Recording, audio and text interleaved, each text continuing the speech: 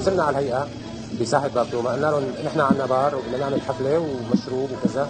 قال ايه افتحوا ما في مشكله يعني، وانتم من حقكم تشتغلوا عيشوا حياتكم الطبيعيه مثل ما كانت قبل ولا كانه في شيء تغير.